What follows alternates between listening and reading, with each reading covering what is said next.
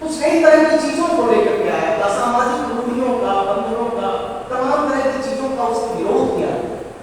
लेकिन वही पूंजीवाद आज उसके तमाम तरह के रोग सामने उभर करके सामने आ गए। इतना ज्यादा जो पूंजीवादी एक्यूमुलेशन है, जो पूंजीवादी संग्रह है, वो इतना ज्यादा हो गया है कि दुनिया की करीब करीब 80% पूंजी 1% लोगों के पास कैद है। पूरी तरह से अमीरी और गरीबी की खाई बढ़ती चली जा रही है। पूरी दुनिया के सामने मनुष्य की जगह टेक्नोलॉजी महत्वपूर्ण हो गया है। टेक्नोलॉजी मनुष्य को एक तरह से विस्थापित करने का काम कर रहा है। बेरोजगारी बढ़ रही है, गरीबी बढ़ रही है, ये तमाम तरह की चीजें आप देख सकते हैं कि ये वृद्ध पूंजीवाद के रोग है जो आज के पूरी तरह से समाज में और दुनिया में दिख। ये जैसे जैसे नव साम्राज्यवाद और वृद्ध पूंजीवाद बढ़ रहा है, वैसे वैसे लूट बढ़ रही है।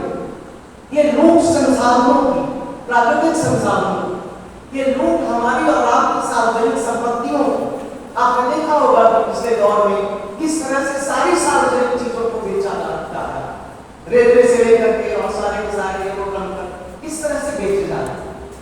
देश को पूरी तरह से पूंजीपतियों के हाथ में बेचने की कोशिश होती जा रही है।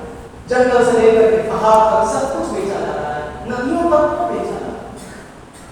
तो ये जो पूंजीवाद का जो लूट की संस्कृति, और लूट जितनी ही बढ़ती है उतनी ही झूठ की संस्कृति बढ़ती है। और इसलिए आप देख रहे हैं कि सारे मीडिया, सारे चैनल, सारे अखबार आज एक तरह से झूठ को प्रचारित प्रसारित करने का काम कर रहे हैं।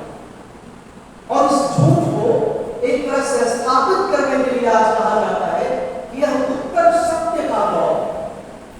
ये जो समय है ये सत्य का समय नहीं है। कहा जाता है कि यह सत्य के बाद का समय है, जिसको कहा जाता है कि उत्तर सत्य का समय।